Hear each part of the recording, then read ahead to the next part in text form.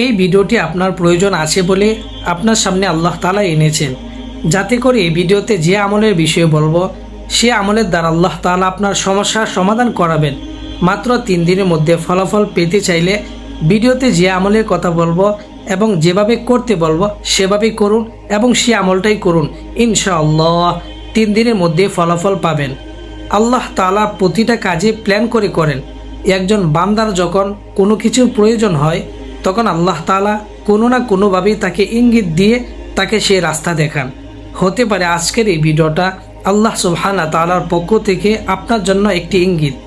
আজ আমি আপনাদেরকে এমন একটি আমলের কথা বলবো যেটা এতটাই পাওয়ারফুল যে আমলের মাধ্যমে অসম্ভব সম্ভব হতে পারে।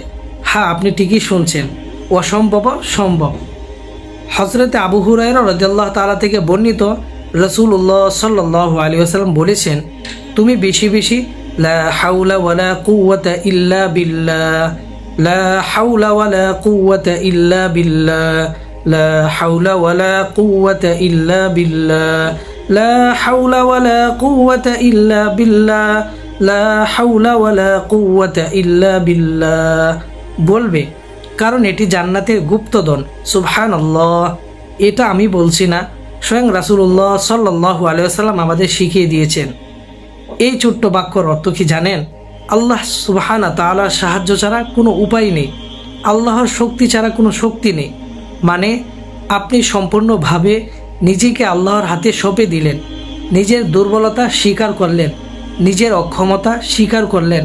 আর যখন বান্দা সত্যিকারভাবে আত্মসমর্পণ করে তখন আল্লাহ তাআলা সাহায্য নেমে আসে। কখন করবেন এই শক্তিশালী আমল? 3টি উত্তম সময় আছে। নাম্বার 1, ফজরের নামাজের পরে সূর্য ওঠার আগে।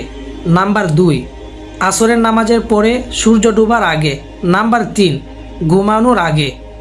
আপনি যদি খুব ব্যস্ত হন ফজরের পরে 100 বার পড়ুন, আর যদি সময় পান 1 ঘন্টা সময় দিন। 1 ঘন্টায় প্রায় 2000 বার পড়া সম্ভব। দিনে 3 ঘন্টা দিলে 6000 বার। কিন্তু মনে রাখবেন, সংখ্যা মূল বিষয় নয়, মূল বিষয় হলো ইয়াকিন, তাওয়াক্কুল আর হচ্ছে ভরসা। শুধু একদিন মন থেকে এই আমল করুন, তারপর দেখুন আপনার অন্তরে কি পরিবর্তন আসে। তাই আজ থেকেই আমলটি শুরু করুন। ভিডিওর নিচে কমেন্ট করে লিখুন কোন তারিখ থেকে শুরু করছেন। যখন ফলাফল পাবেন আবার ফিরে এসে জানাবেন। আপনার কমেন্ট হয়তোবা অন্য কোনো দিনই ভাই ও বোনকে আমল করার সাহস দিবে ইনশাআল্লাহ।